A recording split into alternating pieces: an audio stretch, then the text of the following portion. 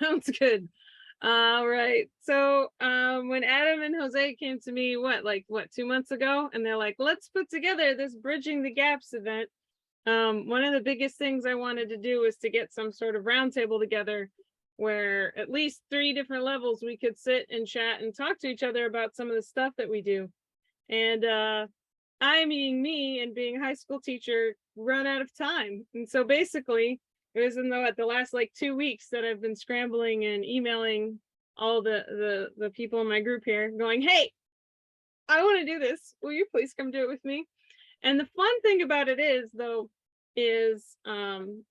the idea of what we're going to do right now is we're going to just basically sit and have a conversation with questions that we've already kind of written up previously, and then let you guys add some new ones to the mix.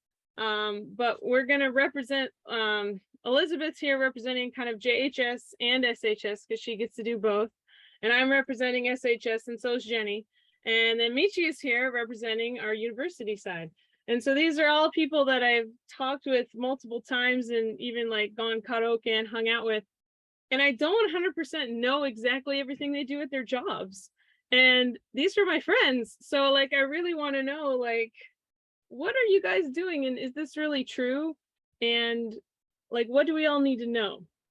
So that's, I think, where the idea of it all came in. All right. Jennie's saying that it's problematic. I'll say, here, hold on. Jump in when you can. All right. How else could we get her in here? So Jennie's coming. All right. So while Jennie joins us, though, because I want to make sure that we get in a lot of questions and time for you guys to have questions, what I'm going to start is asking, at least Elizabeth's over here, Michi's over here on my screen. I'm not sure where they are for everybody else. But I'm going to start just kind of going down our list, and I'm going to ask some of the questions that we had for each other. And then when Jennie gets here, we're going to do more of the senior high school questions. The reason even though I'm high school, I want Jennie here is because she's a homeroom teacher right now, and that's a completely different experience from what I do. So I thought I wanted to have that perspective. Plus, Jennie's awesome. All right. So I'm going to start with you, Michi, because you're sitting right here. Michi works here with me here in Kyoto. Only she gets to work on the university side. Michi, what university do you work at again? Thank you for introducing me, Erin. Hello, everyone. So wonderful to share this space with you.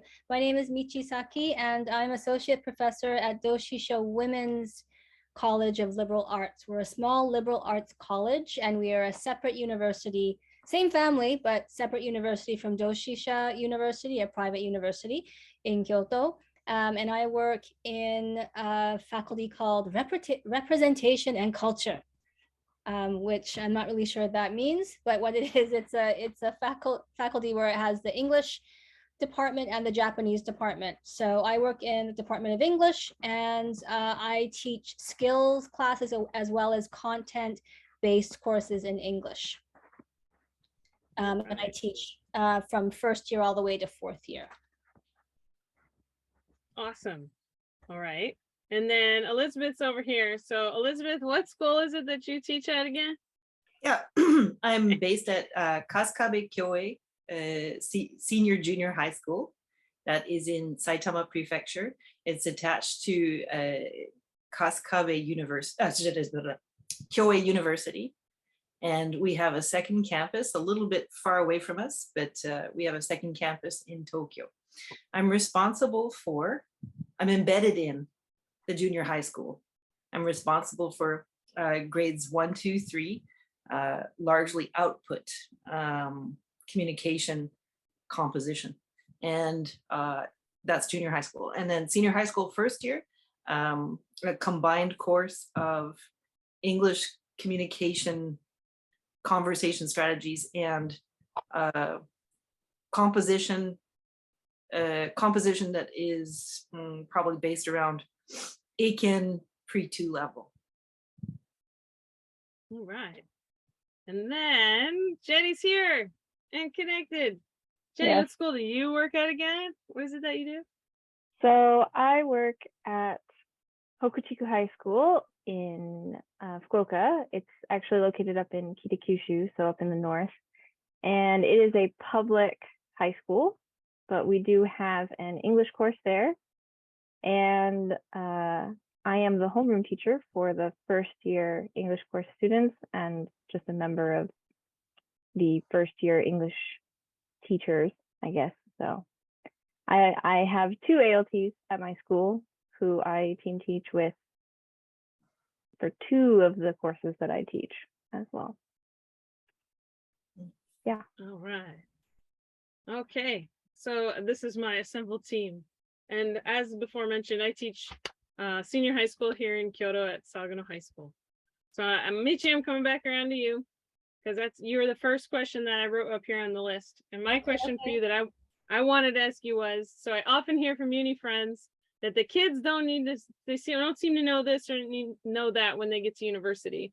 So like if you could say some skills that you feel are like really lacking in your incoming students, and what is some sort of thing that you wish they all knew before they got to your class? Okay, thank you, Erin. So yeah, so thinking of like the first years when they come in, it really depends on what kind of high school they go to. If it's a private high school where they have like a special English international course, you can totally tell right off the bat that they can communicate. They're not shy to communicate. They can speak a pretty good level of first year English, and their mindset is different. For other kids, others first years that come in, some of them can't communicate. I'm not talking about the English level, I'm talking about the communication level in general, and also how they study English as well, and also how they can communicate in Japanese as well. Like we have a lot more first year students where it's not only their communication in English, but also in Japanese that's lacking in terms of writing and all of that. So it really depends on their background. When I have my first year students, I can tell, like I can pick out, okay, those are the students that were in a special English course, or they had a native English, well, native English teacher, whatever that means, but a teacher who's native, their mother tongue is English. You can tell right off the bat that, oh, okay, that was your homeroom teacher, right? Or yeah, you have English like pretty much every day, not just once a week. So you can tell right off the bat their level in terms of communication, like competence, their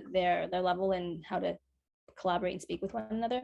What I'm seeing right now is, yeah, lack of communication skills. So they know the grammar pretty much, right? It's been drilled into them since first year junior high school. So they know the grammar, but as for using it in just in general, like writing or just conversation practice, it's lacking, and not only in English but in Japanese as well. So I'm seeing that communication is a huge thing. So I teach in the skills, I teach writing and I teach speaking, and then in the content courses I teach more like presentation and communication skills.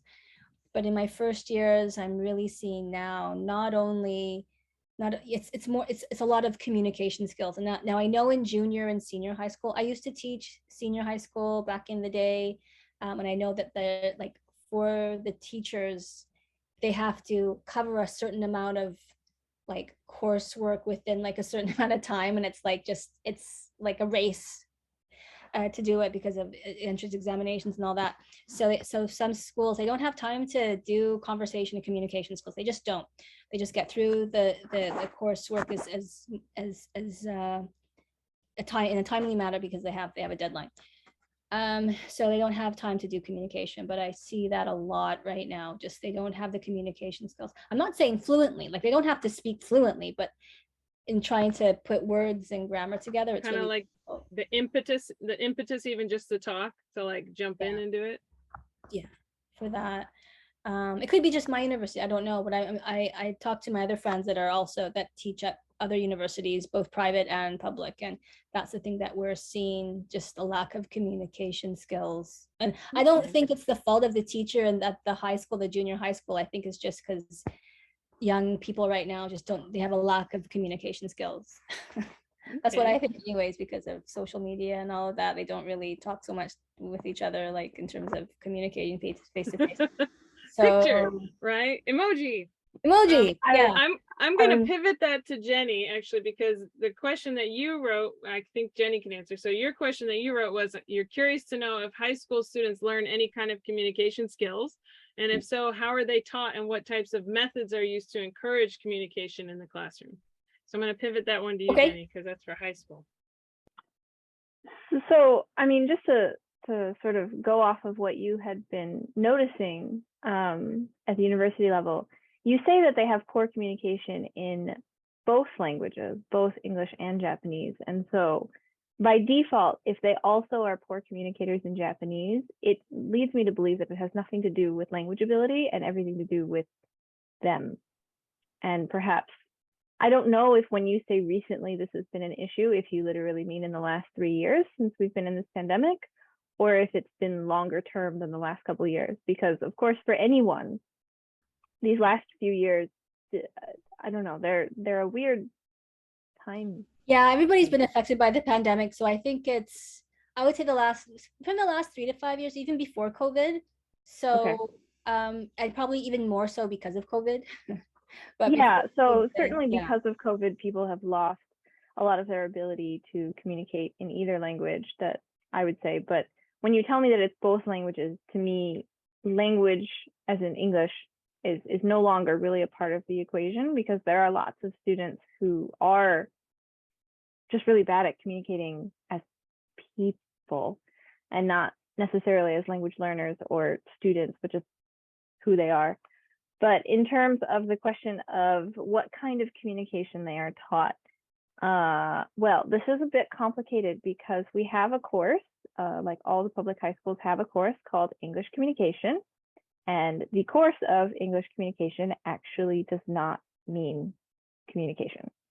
I do not know at what point the textbook companies decided to coin the term communication for their books, but I can tell you that the books are called English Communication, but they do not actually do anything involving communication.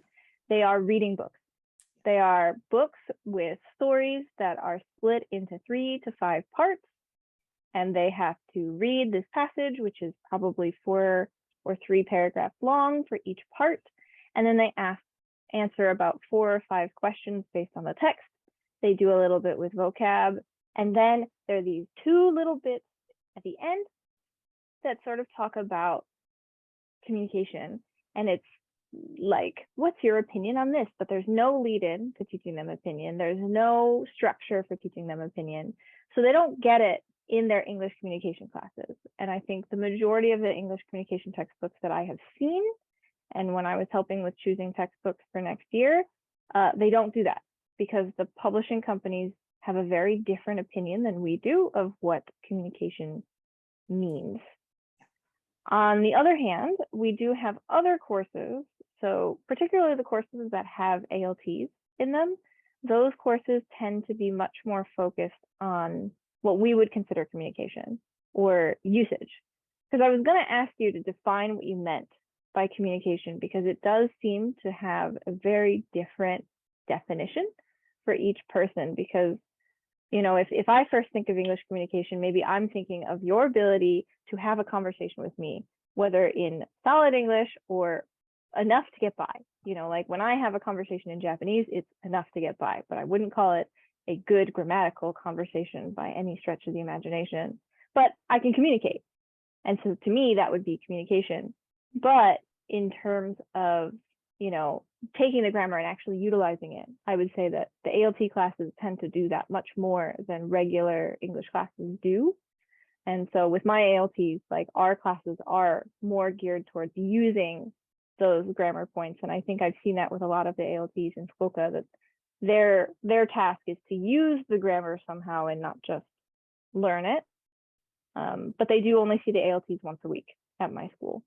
The other 2 sessions of it that week are grammar.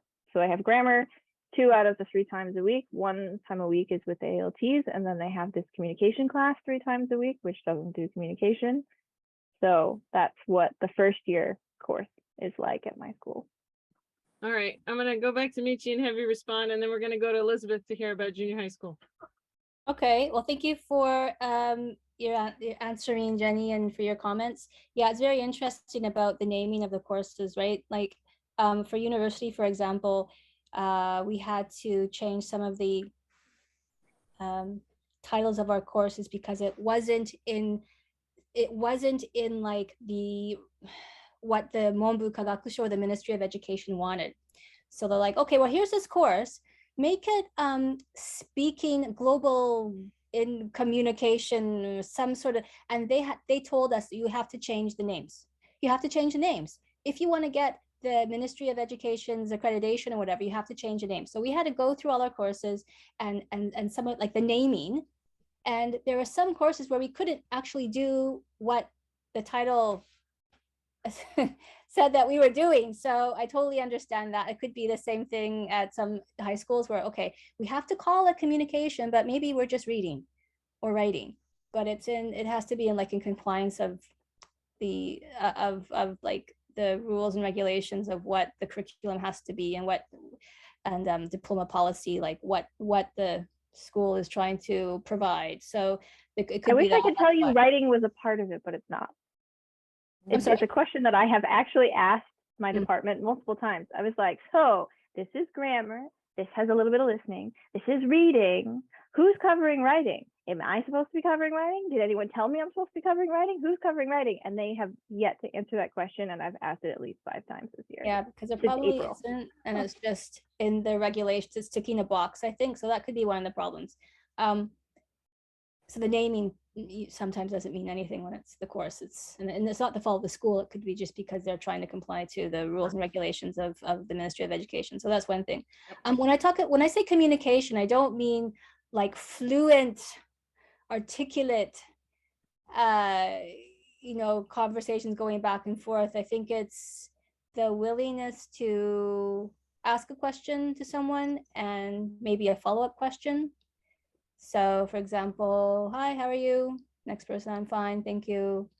And then going beyond that, like taking the initiative or being able to form a question. So when I think of first years, I'm not talking about second, third, or fourth, but first years when they're in a speaking class and we say, okay, let's talk about hobbies.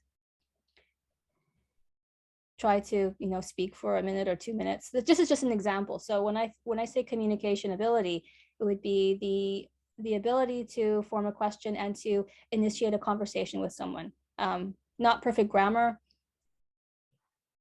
The impetus, follow-up right? question. Basically continuing a conversation.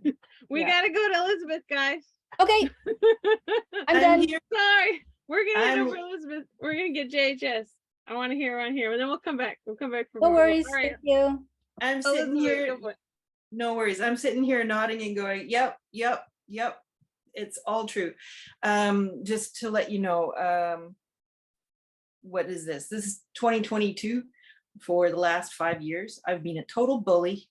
I have imposed on the 1 hour English communication that I'm allowed to have in a half cohort. We split our classes. I've imposed communication strategies, conversation strategies, where they actually get discourse markers, reactions, gambits. And it's a dual syllabus, includes the discourse markers you need for writing a narrative, for writing, giving reasons for your writing. And my kids do, throughout the course of a whole year in senior high school first year, they do conversations freely for a minute or 2 at a time in every hour. I've modeled it for my co-teachers. I've modeled so-called active learning activities where the students are interacting with the vocabulary taken from the communication English textbook, and nobody's bothered to pick it up after me. The writing part of my syllabus is divorced from the communication, so-called communication textbook, because those communication textbooks, they basically elicit from the students only like maybe 2-3 sentences, and it's barely at the level of ACAN grade 3. I'm asking for pre-2, grade 2 level writing from my senior high school first years. Communication, the English communication is really a cover for teaching, not teaching, for pushing through the kids, reading vocabulary and supplementary grammar. It's the English course is Juken Benkyo. It's what do you call? It's grammar translation to get the kids through that process to get them into university to pass the tests. And then English communication is, think of it more like supplementary. And so we carved out 1 hour in order to give the students a chance to learn the gambits they need to drive a conversation, to give them the practice, and also to allow them to write a written text, which becomes an oral text, which sparks Q&A amongst the students. I only get to do senior high school first year. Grade 2, grade 3, we got kids crying to me, how come we don't have a course? I had a kid cry in class because she's like, how come, you mean that's it? I leave grade 1 and I never get to do communication practice again? That's joke. In my high school too. We have an ESS club, right? And so the ESS club kids in the 2nd and 3rd year, they're always like, wait, where did our communication classes go? So we actually started 2nd year communication classes, but 3rd year, there's the comments in the chat. People are asking about, what's going on here. And can I just throw out there the words entrance exam?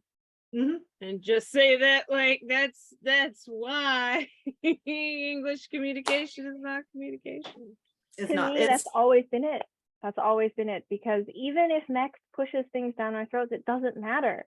Because all that matters to the students, to the parents, and ultimately to our schools is the number of kids we can put into different universities. And so as long as the university entrance exams stay the same way that they've always been, and that they have these certain requirements and these certain expectations, our English classes in high schools will never change.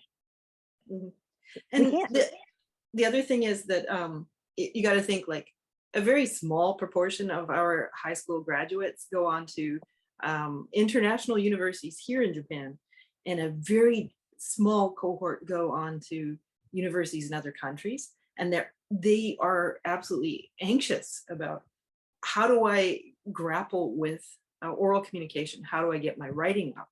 And we're not, in the context of the English program, the core courses, English and English communication, we're not providing that because there's just no room for it. So anyway, so I was listening, like last year we talked about this with Jose and a number of other people at the university level. You're just like Michi is asking, like, kids come in with poor communication skills.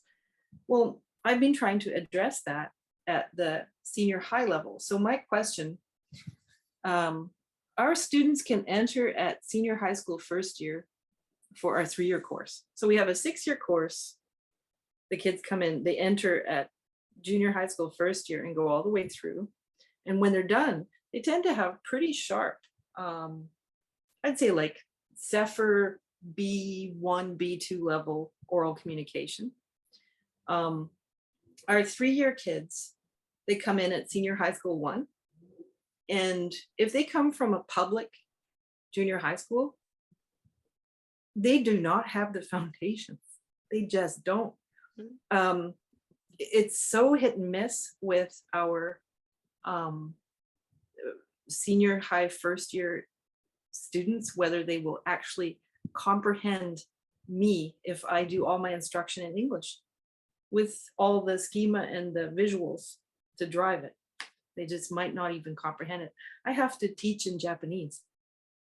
Okay, so my question is, what skill sets, competencies do you and your colleagues think will help your students, your graduates from junior high school 3rd year in the transition to senior high school? And what level are your students achieving on exit from junior high school, be that a private or public high school, junior high school? Okay, Jennie, do you want to talk about what you want your first year students to do and what they're doing? right when they come in? I was like, wow, what do I want them to do? My expectations have been set so low that I don't have expectations really. I just am like, okay, so we're gonna do this, and we're gonna see if you can. Oh, you can't do that. Okay, we're gonna try this then. We're gonna see if you can do this. So you want them to try? Yeah, yeah. I mean, the issue that apparently they're seeing up in university, though I say apparently, but I know because I taught it last year, is the same issue that we have in high school, and that is either you have to spoon feed them. It is the only way they'll do anything. If you do not spoon feed it to them, they won't do it. So we had an incident just before summer break where we gave them this worksheet, and it didn't have a specific place where they had to write their name. But the student in charge of English had to collect all the papers and put them in order. And yet somehow, instead of just asking people, hey, can you put your name on this? Because I don't know where you go in the order. They just collected it. And they're like, yeah, I don't know who this is. And I was like, you think I'm going to know who this is? Because I don't know. I really don't know. And it's just, if you don't spoon feed them, if you don't give it all and spell it all out, and even if you do, they won't do it because it's just not how they're used to it. And I think it does come a little bit from how junior high is set up. And it's not the fault of the junior high school teachers, but you know, the transition from elementary to junior high is quite strong. I do feel as though the introduction of grammar-based, focus-based English in junior high school is sort of what kills it from the love of it that they had built in elementary school. Like elementary school now with 4th and 5th grade is starting to have the actual grammar of English, but before it didn't used to. And I felt like junior high was kind of when it went, ooh, it just sort of crushed it out of them. And then by the time they got to high school, it continued because we're not any nicer about it. And so they're used to, well, you have to do it this one way. This is the only way you can do it. This is the only answer there is. And so like, I even have these arguments with my colleagues about answers. And I was like, well, this is still right. Like you can still say that, like, it's fine. There are multiple ways that you can answer this. And like, yeah, but you need to show them what the book says is the right answer. And I was like, why? The answer's right. Doesn't matter. So like whatever comes out is fine as long as it's right. And yeah. So for me, at least from the junior high up to high school, it would be great if there was something that helped them build up their autonomy a little more. A little bit more willingness to think something through or try, as we might say, of just try to do this on your own. Try and not make it so that I have to tell you, okay, this is the pattern you must follow. You must do it just like this, or you will be wrong, kind of a thing. Yeah. So just to address that point, one of the things I tell my senior high school first years, now I only teach the 3-year cohorts. My colleagues teach the 6-year kids, and it's a very different atmosphere. But one of the first things that I say to the 3-year kids when they come in at senior high school first year and they're new to us, I say, you know what? I'm going to be honest with you. This is not a course based on a textbook. All the content is going to be generated from you. You're going to talk about your own experiences and thinking, and you're going to write about it too. You are the textbook. And it just blows their minds. Yeah. But are they equipped to start is another question. I have to back them right up to from April, we begin with sentence level writing for the writing half of the syllabus, just so they can introduce themselves.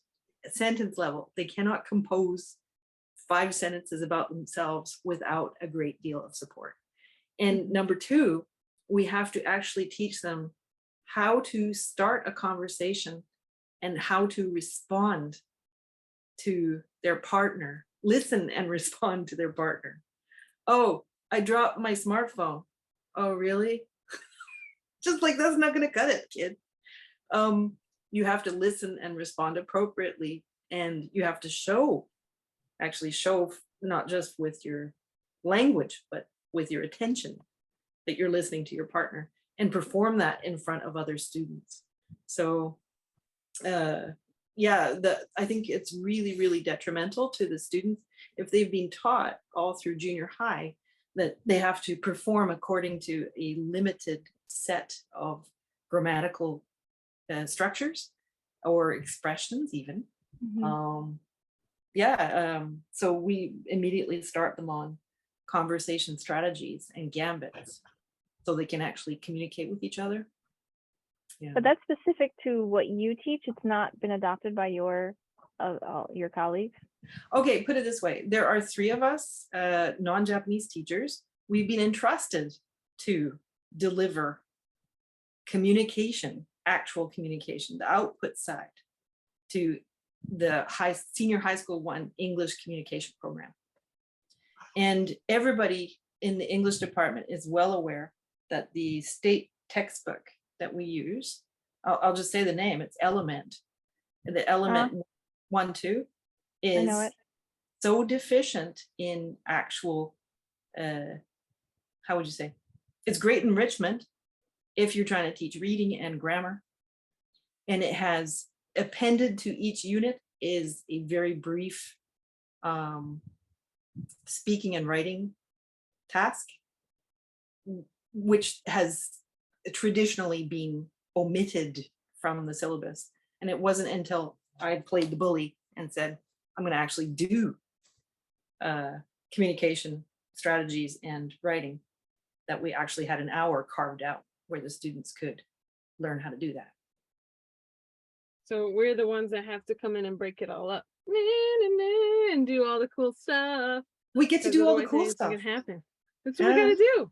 All right. We're half an hour in, and I'm gonna pivot us to a completely different topic. Okay. Based on some of the other online questions we had. And you guys know me, and I love technology. So I want to talk about this Giga School question. Because the Giga School was supposed to start next year in 2024. And then because of Corona, it got thrown at everybody. And I don't know what Giga School means to everybody else. I know what it means to me. What it meant to me is that I got called into a room and they were like, okay, we can do this Google thing for everyone, right? And iPads are okay, right? And then all of a sudden everyone had an iPad. So that's what it meant for me. But what does it mean for you guys? So I'm going to start with Jennie this time. What does Giga School mean for you? And then we'll go up and down. And I want to hear from Michi too. I have no idea how you're going to answer this question. So I want to hear what it is. So Jennie, like, tell I us don't know what what it Giga is. right? What does Giga School mean for you, Jennie? So interestingly, I back in 2020, actually, pre-pandemic, so the very, very beginning of 2020, I wasn't moved there until July, but I was put in a high school as an ALT that actually already had Wi-Fi in the school for the students. And I was quite surprised to see that because it was a very low academic high school, and so it seemed like a strange place to put it. And I was curious as to what was going on there, and the tech guy explained to me that like we were a pilot school for putting Wi-Fi in the schools, which of course, when you think about what it's like back home, that's kind of a hilarious concept of Wi-Fi in the schools. But at all the schools that I had been working at before, Wi-Fi in the school was just not an option. Like you'd be lucky if you could even access many of the websites that a lot of us like to use, including Google. At the schools, especially in Fukuoka Prefecture, we actually straight up were not allowed to use Google products because Google was considered the spawn of Satan or something. Actually, it was just an incident by someone who accidentally shared a bunch of private information via a Gmail account. And so then they were like, well, Google is bad and we must ban all of Google. And that was that. And that was the prefecture's solution. Such as then they banned USBs and they were like, because virus. And so then they made it so that everybody had to check out a specific USB. And now they've actually like no USBs. They took out those two, which is great. But at my current school, what the Giga project means, everybody has Google Classroom or is quote unquote supposed to have Google Classroom, but that is new this year. It was not completely new because when I stepped in, it wasn't a completely foreign concept to some of my colleagues, but it was a very foreign concept to our math teacher, who still to this day does not have a Google Classroom page for his students. And so when my students attend class online, I actually have to give him mine because it's the only way my students can attend his classes, and he sees them even more than I do. But for us, it's Google Classroom, but not full integration into Google Classroom. Google Classroom is still 99% a communication platform where they just post stuff.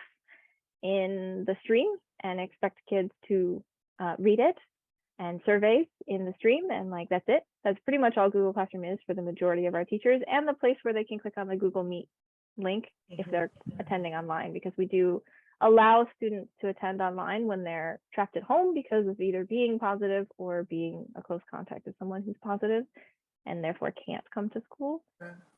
But that's pretty much what it means. So supposedly in December, we're going to get one-to-one devices for kids. We're supposedly getting tablets, but their definition of tablet includes Chromebooks, so I no longer know what tablet means at my school because we have tablets. Some kind of PC tablet. Yeah, it's a tablet. You know, it can disconnect from the keyboard, which looks like it's ancient, even though the tablets are like a year old. And then we have Chromebooks that all the staff has our own Chromebook, and we have Chromebook cases around the schools, but it's not one-to-one at all. So I don't know what that means when our kids get their own tablet, because that's what they keep calling it. But supposedly that's coming in December, and then maybe we can start using Google Classroom for all the other features that it has, because actually, as a communication platform, it's terrible. I mean, it's not the best. You know, there are a lot of other ways. There are many better ways to communicate with students than through Google Classroom as like a mass message and being like, I hope you read this. I'm talking that literally all of the first grade, all of the first year students are in one Google Classroom called Yojugo. Okay, that's not great. No. All right. It is how we disseminate. Yeah. That's oh my God. All right. Michi looks like she's still studying what Giga School is, because I threw that at her. And so while she's thinking more, Elizabeth, what does Giga School mean at your school? Okay, I didn't even know what it was until Nick Wilson told me in one of our ALT Agora sessions. Okay, here, back it up for you. Okay, the private high school, Kaskabe Kyoe, brought in Google Suite for us before the pandemic, which was prescient. Our IC department is really progressive. So, and you think with a private high school, they can allocate budgets for certain kinds of things that they really want to do, pet projects, right? So all students in the junior high school received Chromebooks 2 years ago. The senior high school did not receive them because the supply line was an issue. They could not provide them to all students. Finally, this year, all senior high school first year students have tablets. We're using Google Classroom as our, like Jennie was saying, for Google Meet and communications. And we also deliver homework and receive homework that way. Every class has their own Google Classroom. I also use it for club. The ESS club handles our newspaper and all projects that way. The interesting things, 2 things to tell you about the use of Google Classroom. One, there is a lack of, how would you say, vision about the opportunity to use Google Classroom to deliver content in the English classroom. So my colleagues and I, my non-Japanese colleagues, we provide all of our communication on GC is in English. We don't use Japanese ever. The students are welcome to respond to us in Japanese. That's no, never mind. But our fellow English teachers, the JTEs, don't get the idea that somehow this is one more channel of communication in English for the students. So that's a fail. Okay. We have been using a couple online tools, including Zengengo. Are you guys familiar with that? Yeah. And we're finding compliance, homework compliance is very poor because only the non-Japanese teachers have been able to implement it as a classroom tool. So junior high school first years are all over it. They will do Zengengo homework, recording, quizzes, listenings, readings. Grade 2, not bad. Grade 3, talk to the hand. So they haven't been, how would you say, hasn't been integrated well into our programs. And we're actually giving up a little bit on using Zengengo. We're going to instead, one of the hurdles with this particular teaching tool is it is not integrated well with Google Classroom. It's really hard to set it so that it will prompt the students or nag the students to do an activity. So we're going to instead go back to using Google Forms for quizzes and ask the students to record directly off of their laptops when we ask them to do oral. Like they'll have to do a recitation or a reading, record it, have and to send go it. Through them all. And so that was a big fail with junior high school. They just did not, they're not diligent or conscientious enough to go and look at the homework on the Google Classroom unless it prompts you or it dings you, reminds you that it has to be done. Yeah. If you're familiar with GC and how it works, it nags, right? Yeah, they get lots of, well, if they have their notifications turned on and their Gmail turned on, but that's another problem. Yeah. All right. I'm gonna ask Michi now, because as you can hear, Michi, you see that we're trying to do more tech here as we've been forced into doing tablets and maybe one-to-ones here and there. Right. And it can't come soon enough. This is wonderful. For the university, I can just talk about my university, private university, right? So it's not national. But I think for most universities, when students come in, they're expected to have a device. So it could be like a tablet or it could be a computer, because most of the assignments are online. Mm-hmm. So when they come in as first years, you have some students that are really tech savvy and they know how to use Google Forms, for example, where you have some students have no idea what it is. Mm-hmm. So for our first year students we have in my university, and most, I think, private universities, there's a first year course that is helping them with the basics, like how to use the learning platform of the university, how to type, how to use PowerPoint, how to use Google Forms, things like that, because some of them have no idea. Some of them, I mean, have never used a USB before, like how do you save things? So things like that, so that we try to get them in the first year and let them get them to know the basics. When COVID came, everything was online. Everything, there was no face-to-face classes. Everything was online. So they were forced to be able to use the platform and hand in all their assignments online, and to use Zoom and to use Google Classrooms and all of that. They didn't have a choice. Before COVID, they had a choice kind of, and teachers had a choice as well. But now after, when COVID started, it's like, no, we don't have face-to-face classes. Here's Zoom, or here's, wherever, Teams, Microsoft Teams. Mm-hmm. You got to learn it now.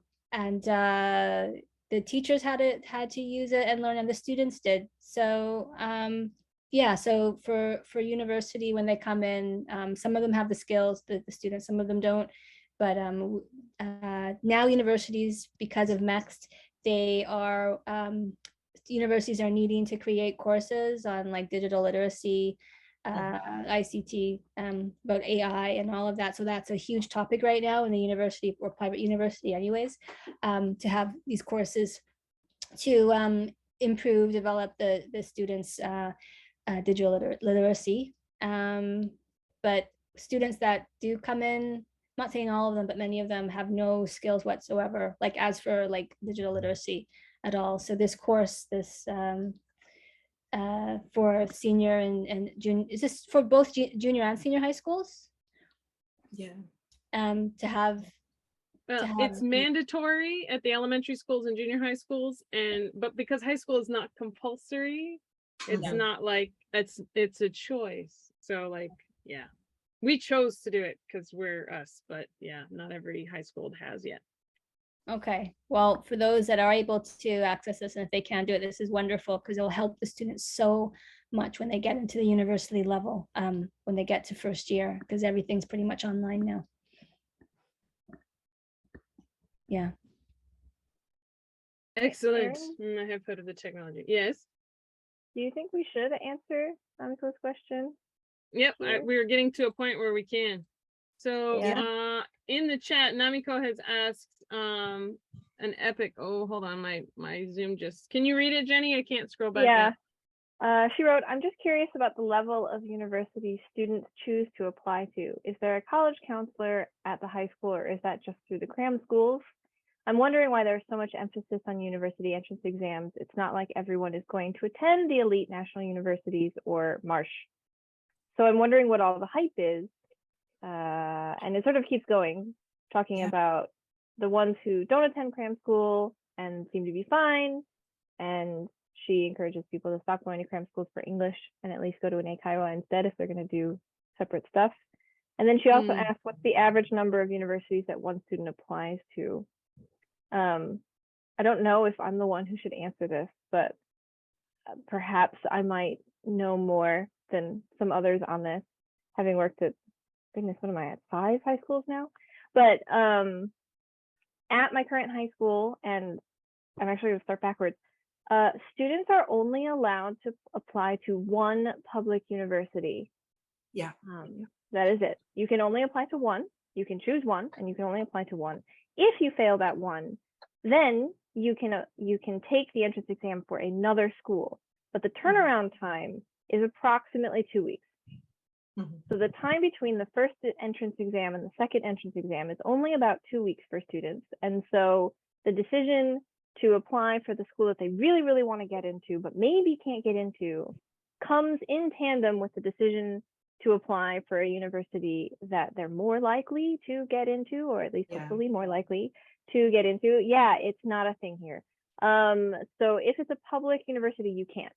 Private universities are a little bit different. They do have a more flexible entrance exam timeframe, and so students can choose to also apply to a private university after they failed their first entrance exam for the public university. But generally, the understanding I have from my students and colleagues is that public is where you want to go. You want to go to a public university if you can. That's far more prestigious than to go to a private university, with some exceptions, of course, because there are some specialty private universities that they're still considered, you know, the best up there. So that in mind, the students are told to choose exactly where they want to go to from the very beginning. I mean, it was week 2 when my students had a form that asked them what university you want to go to. I'm the homeroom teacher, recall, for first year students, so I'm constantly receiving forms. But they had to write down what universities that they wanted, what university that they wanted to go to, and what field they wanted to study. And it was limited to whatever they could write down the first time. So the first one was more open. The second time around, when we handed out a form, it was actually very specific of like, within these categories, what kind of position do you want? What kind of career do you want? Then they had to write down what career path, and they had to write down the university that they wanted to attend. And at our, yes, they would. So a lot of my students want to go to Kitakyushu City University, or Kitakyushu University, I suppose is its other name. And when they say that, my colleagues will whip out the like requirements that they need to enter a specific school within that university. And they're like, well, you need this, and this. And they basically say that not because they're like, oh, well, these are the things that you should work towards. It's like, these are the things that you don't have, and we don't think you're going to make it. Which it's really hard. Like mine, I'm the same because I'm in Kyoto, and so it's Kyodai. Like all the kids want to go to Osaka or Kyodai, and it's like I was commenting in the chat.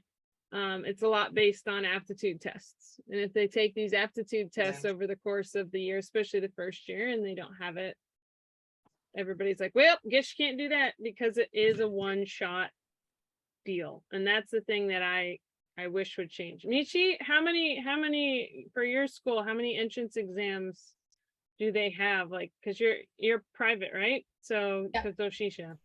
So how does that roll?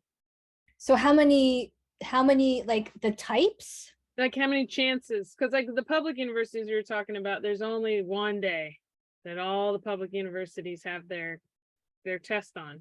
And so if they I don't think make for- it, they don't make it. Yeah, so I think for private as well, but then I think for the private system, you have a score and then you have a list of which ones you can go into, I think.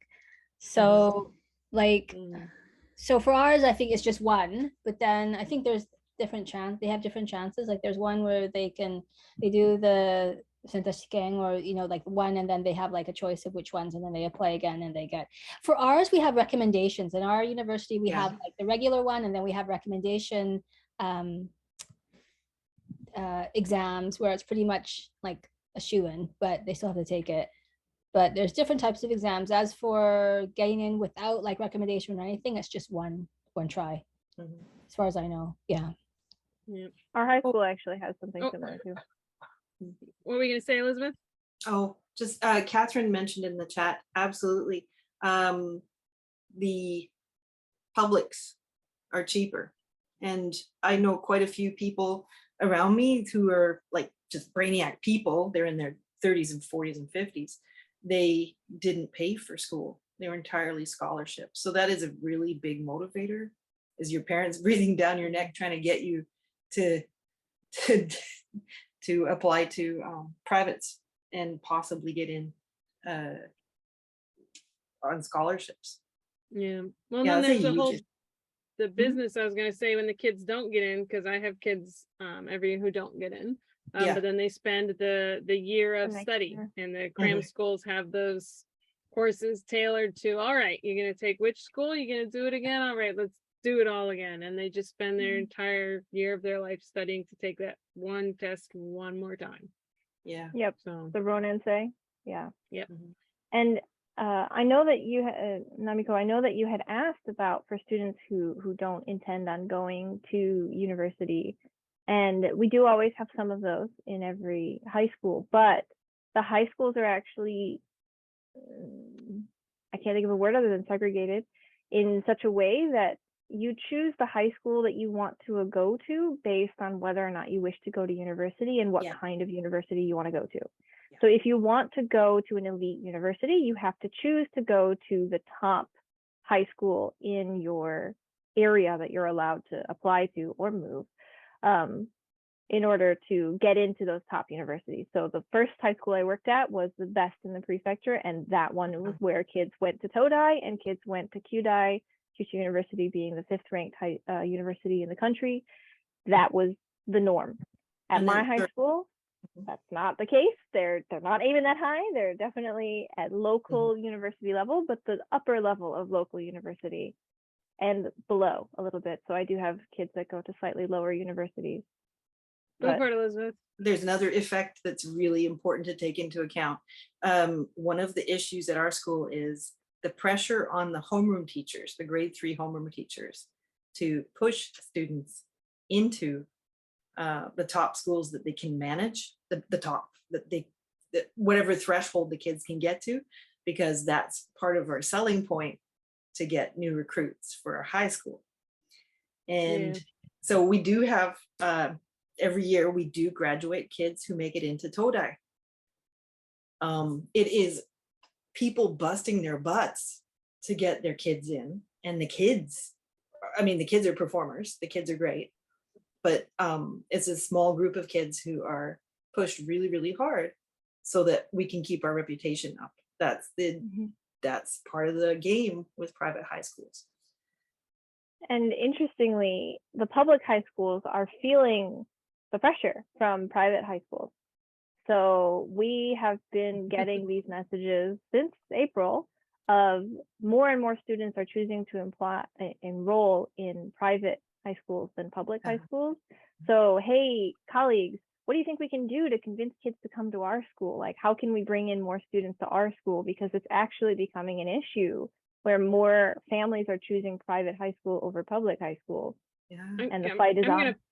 I'm going to pivot this into a question I want to ask Michi before we go, because I wrote on there, I wanted to know if she really, really does have to publish papers to survive. So I wanted to comment for a moment on survival, because like you mentioned, the kids getting in university, that is a survival thing like we have to do as high school teachers, especially if you're a homeroom teacher.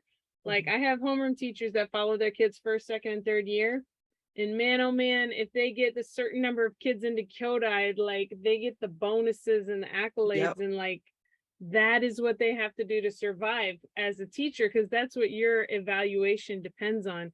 Also, school promotion. Like we were talking about the school counselors being run as teachers, like teachers run the counseling department. Like I'm in the curriculum department, so I help run the entrance exam, and I also help with the promotion events. And man, I'm like the mascot at these little events. I'm standing there going, "Hi, why don't you come to our school?"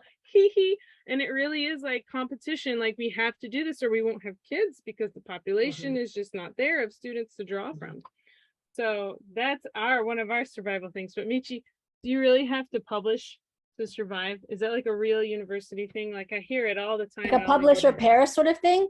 Yeah. Yeah, definitely. Because for universities, for our university, it's a research university.